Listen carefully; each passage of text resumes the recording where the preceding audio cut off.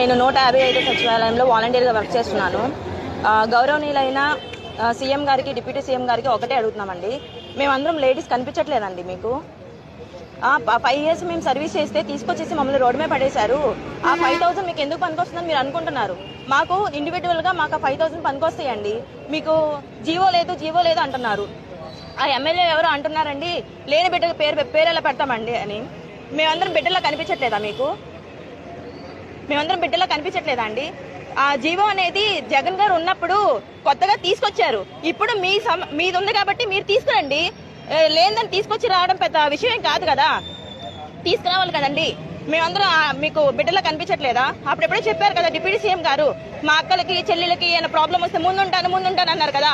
ఇలాగేనండి ముందుండేది? Road మీద పడేయడమేనా? ఇది ఎంతవరకు కరెక్ట్ అండి?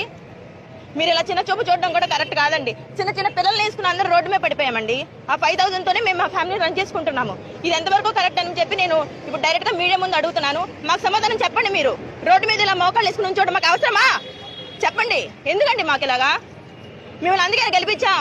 ఒక్కొక్క నాయుడు మా ఇంటికి వచ్చి జనసేన కార్యకర్త గానీ, టీడీపీ కార్యకర్త గానీ ఇంటికి వచ్చి మీకు 10,000 ఇస్తాము, మీకు 10,000 ఇస్తామన్నారు. ఏనండి వాళ్ళు? ఇప్పుడు వచ్చి ఇవ్వండి 10,000, మాకు వచ్చి ఇవ్వండి. ఎలా లేవండి? లేకుండా మాకు శాలరీస్ ఎలా వేశారు? వ్యవస్థ లేనప్పుడు మేము ఎవరము రిజైన్ చేయలేదు.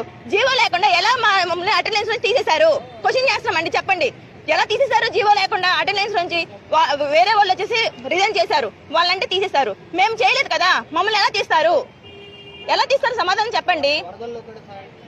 మళ్ళీ ప్లస్ మాకు వరదల్లో కూడా నైట్ 12ంటికి ఫోన్ చేసి రండమ్మా, రాకపోతే మీ జాబులు ఏమన్నారు. అప్పుడు తెలీదా అండి మీకు? జీవోలు ఉన్నాయా లేదా అప్పుడు మీకు తెలీదా? హమాలీస్కి ఇచ్చారండి 1,000 రూపాయలు, 2,000. కనీసం మాకు ఒక పూట అన్నాన్ని కూడా పెట్టలేదు. అక్కడ మేము ఎంత స్ట్రగుల్ పడ్డామో తెలుసా అండి మీకు? వరదల్లో మా ఫ్యామిలీసే చూసుకోమా, వాళ్ళని చూడాలండి. ఎలా వాడుకున్నారండి వరదల్లో మరి మమ్మల్ని? దయచేసి మాకు అందరికి న్యాయం చేయకపోతే మాత్రం మేము ఇంకా నిరసన చేస్తామండి. చేయకుండా అయితే ఉండము. నిరాహార దీక్ష చేయడానికి కూడా మేము రెడీగా ఉన్నాము.